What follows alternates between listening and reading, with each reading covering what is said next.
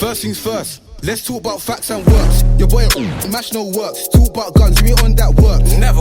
And to make shit worse, I got all 5, that's real blood first. He got jinged and he got burst. Next outcome getting put in the dirt. Dead boy. How the fuck are they king of this? How? When none of them's king and shit. Pussies. It was me who got man yitch that yitch in front of his bitch. Oh no. Now we glad we bruised like witch. Spot me your up man's letting it rip. War is war, no settling this. They never got touched, they ain't telling you this. Yo.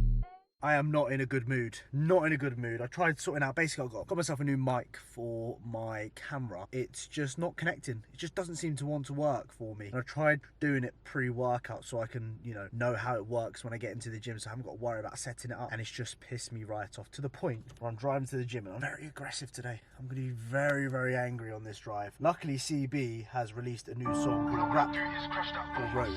So we're going to listen to this. Boo boosh! All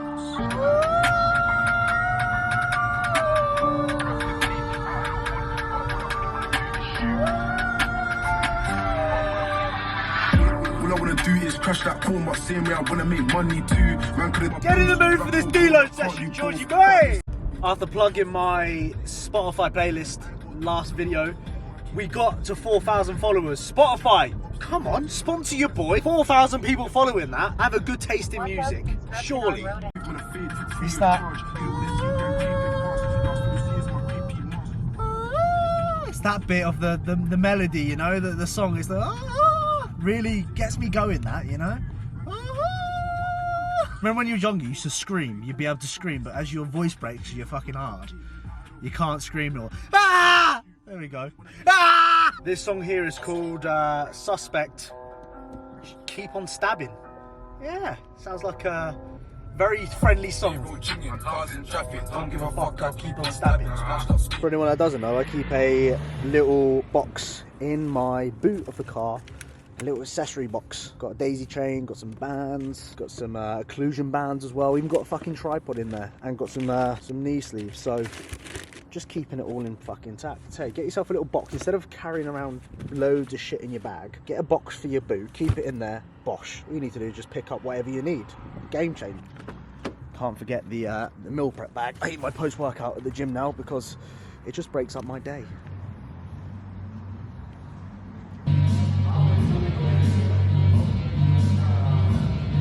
I'm in for the volume push, so this is my 5th deload session of the week. 5th? No, it's not. It's 4th.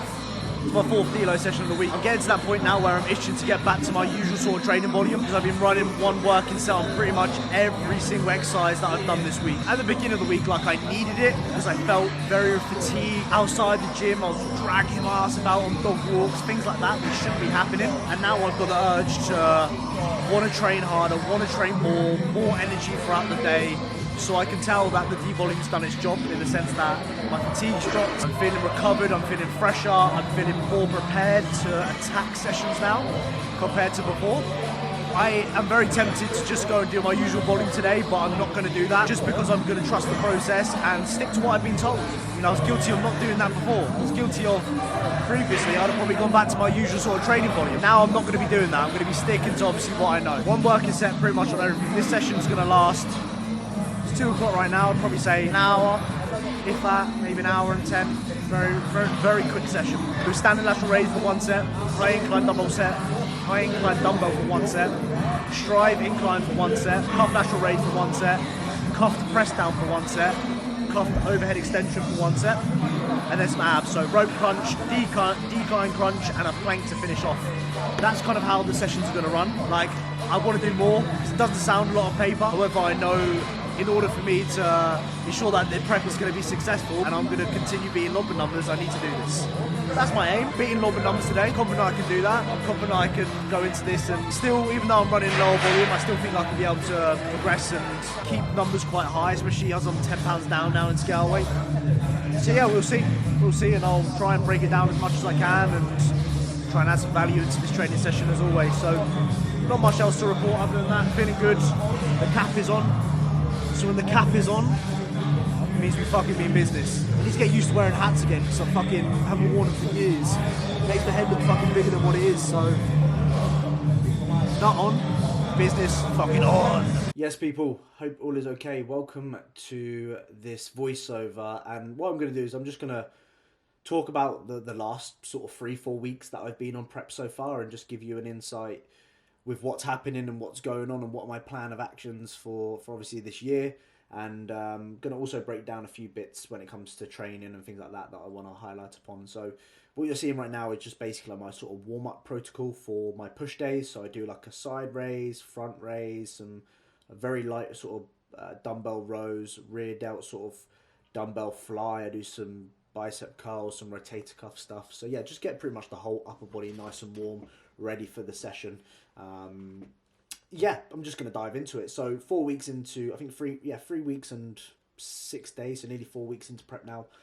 I am 10 pounds down so far. So I started at 185 pounds. I'm now 174.8 this morning, which for reference, I'm 5'6", 5'5", 5'6" on a good day, I like to say. So that's kind of where I'm at in terms of scale weight. I think that's about, I started at 80 something kilos. I think I'm probably now just underneath 80 kilos, something like that. So yeah, been pretty straightforward, been pretty easy so far. Obviously the first sort of couple of pounds that you lose is just going to be from glycogen, obviously a little bit of less inflammation, water retention that you drop typically at the beginning of a diet. And then the weeks after that are normally, or the pounds after that are normally like generally fat that you're going to be pulling off. And it's been pretty straightforward. Like, I can't really complain about how easy this diet has been so far. Like, it hasn't felt like I've been dieting. I haven't really struggled in terms of fatigue. Obviously, I have my moments in my day where I feel quite tired or dragging my ass about, but nowhere near compared to where I was last time. And there's just definitely a lot of maturity from my last prep, in the sense that, you know, I'm not that type of guy anymore that wants to do more and bury myself into the ground and obsessing over just being completely fucking shredded. Like, when I reflect upon 2019, I do this quite often, like, there weren't much more I could pull off in that prep. Like, I couldn't have pulled off more body fat in that prep, if I'm honest, without obviously losing muscle. So it's just a case of maturing, like I said. And this time round, I'm just being very patient with it. Obviously, it's a lot easier knowing that I know how to get into contest prep shape. Also, a quick one. Look at the fucking size of this guy behind me. Wait a minute, he'll turn around in a second and you'll just get to see the comparison against natty little Georgie boy. Look at the fucking size of them shoulders, boy. Come on. Fucking hell, that might be me one day when I look at Sistino. Fucking look at the size. I mean, yeah, this is a wider lens by any means, but gee, he was a big lad. So yeah, I'm 10 pounds down. I'm looking a lot leaner. You can probably see in the videos, my face is a lot tighter for sure. It's not as round. And physique-wise, you know, this is probably the first time I've looked at my physique and gone, you know what, I actually can start to see the changes that I've improved upon in the off-season. Because often or not, what happens is you go through this sort of phase in prep where you're still holding on to fat and you're still flat. And the combination between being fat and flat never gives you a great look. It kind of gives you this stringy, soft look. But then all of a sudden, I've got lean over the past couple of days, and I'm starting to see myself in the mirror and go, yeah, okay, cool, I look quite good at this sort of point. Numbers-wise in the gym, I mean, so far has been pretty good. I must admit there has been some, like my pushing movements at the moment seem to be struggling. My leg days seem to be improving, and my pull days seem to be improving as well. It always seems to be the case where pressing goes to shit, pulling and leg days seem to improve. And I think it can be down to obviously multiple reasons. So pushing wise, you rely on obviously a lot of stability with more body weight. Obviously weight moves weight at the end of the day. So when you are heavier, technically you can obviously push more weight. With the leg days, I think it's down to one, just being lighter, and my endurance is better. So I'm recovering from these bigger movements a lot quicker compared to being a heavier or being generally fatter. It takes me a little bit longer to recover. But I also noticed like me getting into like a hip hinge position. So me like doing my block pulls at the moment, I find I can get into that position a lot more, or a lot easier compared to when I was heavier. So I think there's that element to it as well. But I mean, so far, you know, I can't really complain. I'm still managing to hold on to some numbers. I probably will expect this high incline dumbbell. This is obviously a D-volume session that you're watching today, but I expect the high incline dumbbell to come out in the next session, and I'll probably replace it with like a high incline Smith. And the reason why I'll do that is, right at the moment, what I'm doing is I'm just trying to chase log numbers rather than stimulating the muscle. And when you're in a fat loss phase, it's really important to remember that you need to be stimulating the muscle in order for you to be retaining the muscle. Like, don't get me wrong, performance, protecting your performance is really, really important and should be an absolute must as well.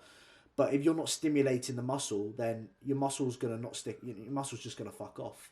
So I think for me, it's going to be, you know, I have to be honest with myself and really tell myself, like, look, I'm going to have to potentially rotate this out, which I'll do that next session. Loving this camo gasp, whatever you want to call them. Loving the tops, by the way. I'm kitting out in full gasp, whatever you want to call it. Don't often wear t-shirts in the gym, I must be honest, because one, I just don't like looking at myself when I'm training, because I massively critique myself in terms of how I look, and I think I always want more. I should be bigger. But I'm actually feeling quite comfortable in a t-shirt. Obviously, this is like an oversized t-shirt. I'm size large for anyone who gives a fuck. But this is the first time that I've actually felt quite confident and comfortable in a t-shirt, which I've been training now for. This is going into my 7th year, and it's the first sort of year that I felt comfortable within myself wearing a t-shirt and not worrying about being or feeling small. So yeah, it's definitely paid off all the years of me fucking training. Jesus Christ. But yeah, I mean, my plan of action is obviously going back into full volume this week, so I expect even more drops on the scale weight just through higher expenditure. It's been quite interesting to see that my scale weight has dropped through doing less. So clearly, obviously, I was holding on to a fair bit of fatigue from training alone, and sometimes you need to take that step backwards, take 2 steps forward. So yeah, I'm excited to see kind of where I land this year in terms of like body weight. I mean, I'm not necessarily too focused on the scale weight aspect of things because, you know, it doesn't necessarily matter, especially in the UK DFBA. I'm going to be in a height category, so I can weigh whatever the fuck I want. But I would obviously want to be, and I'd like to be heavier than what I was back in 2019. So my lowest weight in 2019 was 144. I'm hoping I can be towards maybe the 150 mark. That would be a good amount of progress in that sort of period of time. But yeah, I mean, just finishing off with some abs here. Obviously, one of the biggest things that I've worked upon in the off season was my abs.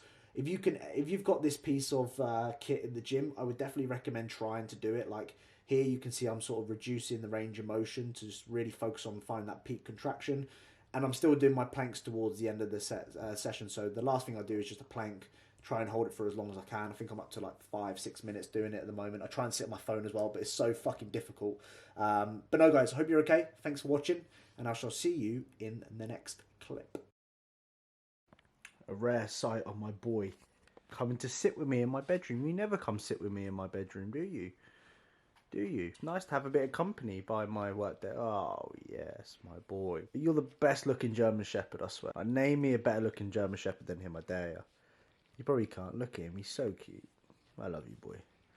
You're my world. You're my little oyster. My little world. My little bodge. Me and you together, mate, against everyone else. Fuck the world. It's me and you in it. Yeah. Look how big you... Just for reference, yeah? Look how big his fucking head is. Like, his ears are literally this longer than my fingers. But saying that, I've got girl hands in it. You love it. What are you fucking tasting here, boy, yeah? With that pussy I've been touching, yeah? Plenty of pussy. Look at that. All that pussy juice in my hand, innit? Look, get right in the cracks. Get right in the cracks. Yeah, get that arm over. Get right in the cracks. That's what I'm talking. Yeah, all that pussy, boy. Thought I would do a little shop. I went clothes shopping. I went Foot Asylum the other day. Got a few new bits. Firstly, got myself a new Nike jumper. It says Nike Air. I've got stains in it already. Stains down there. I'm a bit disappointed in myself. Nike Air, Nike Air, Nike Air. And on the back it says Nike Air.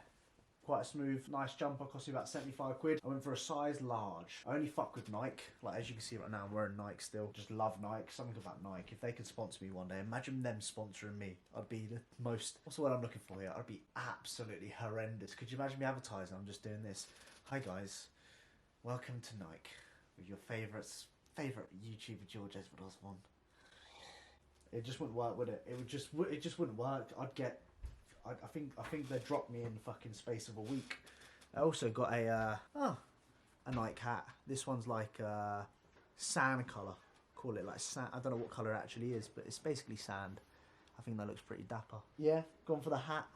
Don't normally wear, well, saying that, I used to wear hats a couple of years back, but I've got back into wearing hats because it's just easier when you've had a bad day.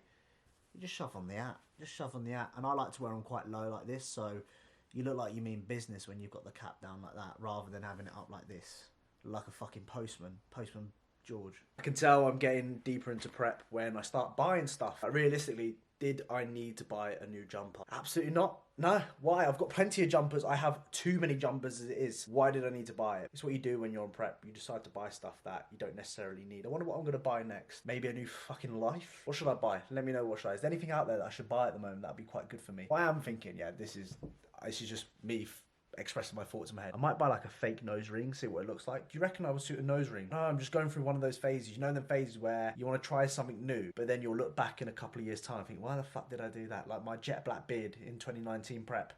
I look back now and think, why the fuck did I do that? But when I was prepping, I was like, that was such an amazing idea. So good, I look so sick. And I think, blonde hair, jet black beard, you fucking idiot. I'm gonna end this one here.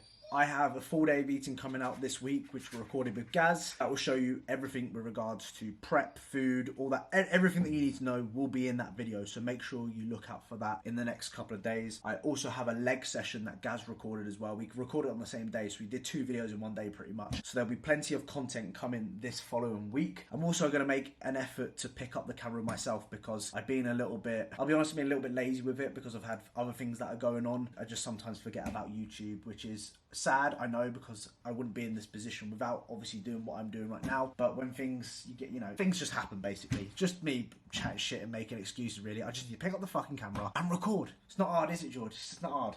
So I'm definitely going to make an effort. That's one of my priorities this week, is I'm going to record at least 2 videos on my own. So you're going to see loads more content coming hopefully over the next sort of couple of weeks. Comment down below, bowl, if you watched the whole thing. This was my 2019 prep bowl and I still have it now and I still use it because I have this weird sort of relationship with it, and I think, you know what, it's my bowl, I love it so much, I love it, I don't want to let go of it. Fucking weird. Anyway, stop being a soppy twat, let people get on the rest of the day. You don't want to be watching me, do you? You don't want to be watching me right now, you want to be cracking on with the rest of your day. I hope you enjoyed today's video, and as ever, I'll see you guys in the next one. Look. I'm a London scammer. Yeah. I see it, I want it, I click it. Nights in the bando, pirates whipping. Next day, man started clicking. No blue and waitress tipping. Bad B, come and take this dinking. Codeine, that's what I'm sipping. Money, that's what I'm missing. Look, I'm a London scammer. I see it, I want it, I click it. Nights in the bando, pirates whipping.